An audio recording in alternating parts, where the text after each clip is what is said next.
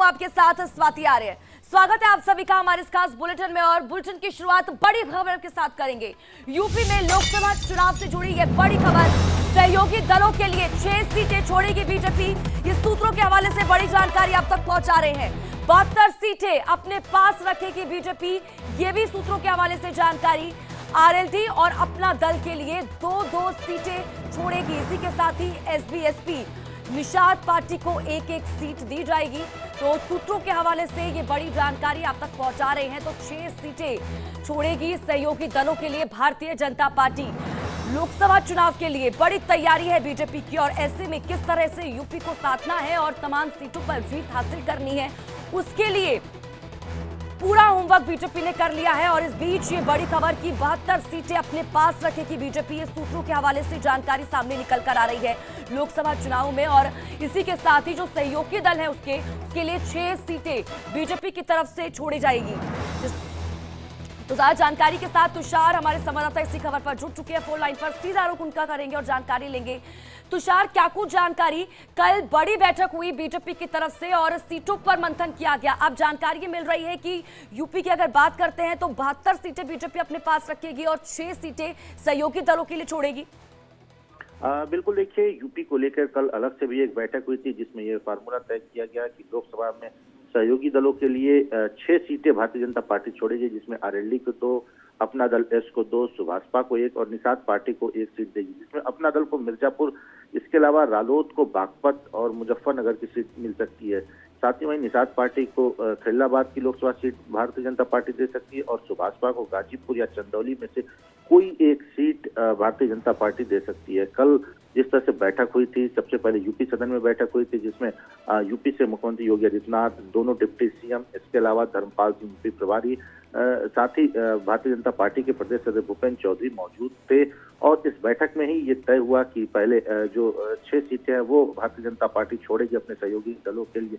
दूसरी तरफ आज ही कई सीटों पर भी नाम का ऐलान हो सकता है, जिसमें यूपी में उन सीटों पर नाम ऐलान हो गया जो कि पिछली बार जिसमें भारतीय जनता पार्टी ने हार का सामना करना पड़ा था, उसमें भी आज नाम का ऐलान हुआ। जैसे कि सहारनपुर, अमरोहा, इसके अलावा आजमगढ़, इन सब तमाम सीटों पर भी आज नाम का ऐलान होने की संभावना है। जो पहली लिस्ट आएगी उसमें यूपी से भी काफी नाम होंगे जो चौंकाने वाले भी हो सकते हैं, क्योंकि देखना होगा कि कुछ ऐसे नाम है जहां पे जो सिटिंग मंत्री हैं उनको भी इस बार चुनाव में उतारने की तैयारी भारतीय जनता पार्टी कर रही है। जी तुषार, इस बीच अगर बात की जाए, क्योंकि कल जिस तरह से 4 घंटे से ज्यादा मंथन हुआ सीटों को लेकर, उम्मीदवारों को लेकर, क्योंकि बीजेपी का शुरुआत से ही ये फोकस इस बार रहा है कि जो कमजोर सीटें हैं उन पर जल्द से जल्द उम्मीदवार उतारे जाएं, उन पर मंथन किया जाए। जो चूक इससे पहले रह गई थी, इससे पहले चुनावों में 2019 में, वो दोबारा से दोहराई ना जाए। यही वजह है कि जल्द से जल्द उम्मीदवारों को उतारने की बात की जा रही है, लगातार मंथन किया जा रहा है उन सीटों को लेकर। निश्चित तौर पे देखिए भारतीय जनता पार्टी उन सीटों पर ज्यादा फोकस कर रही है जिसमें 2019 में लोग में हार का सामना करना पड़ रहा है। जैसे सहारनपुर हुआ, अमरोहा हुआ, आजमगढ़ हुआ, संभल हुआ, ये सब ऐसी सीटें हैं। एक तो मुस्लिम बाहुल्य सीटें हैं और दूसरी तरफ इन सीटों पे भारतीय जनता पार्टी हार गई थी। तो ऐसे में इन सीटों को लेकर काफी मंथन किया जा रहा है और जो पहली लिस्ट आएगी उनमें इन सीटों के जो प्रत्याशी होंगे उनके नाम का भी ऐलान हो सकता है। देखना होगा कि कौन इससे चुनाव लड़ता है, या तो फिर वो लोग चुनाव लड़ेंगे जो इस बार जो पिछली बार जो प्रत्याशी बने तो उन्हीं को लड़ाया जा सकता है। जैसे कि आजमगढ़ से निरहुआ को चुनाव लड़ाया जा सकता है। साथ ही दूसरी तरफ अगर देखिए सहारनपुर से राघव रखनपाल को ही चुनाव लड़ाया जाता है। ये लोग पिछली बार भी 2019 में चुनाव लड़े थे, हालांकि हार गए थे। बाद में उपचुनाव में तो निरहुआ चुनाव जीत गए थे। लेकिन अब ये देखने वाली बात होगी कि आज जो सीटें आती हैं उसमें किन प्रत्याशियों का नाम का ऐलान होता है। लेकिन ये तय है कि आज ही बीजेपी अपनी पहली लिस्ट जारी कर सकती है, जिसमें यूपी में बड़ा फेरबदल देखने को मिल सकता है। दूसरी तरफ चर्चा ये भी है कि जो सिटिंग मंत्री हैं उनको भी इस बार चुनावी मैदान में उतारा जा सकता है, जिसमें से 6-7 ऐसे नाम होंगे जो इस बार लोकसभा चुनाव लड़ाने की तैयारी की जा रही है उनको।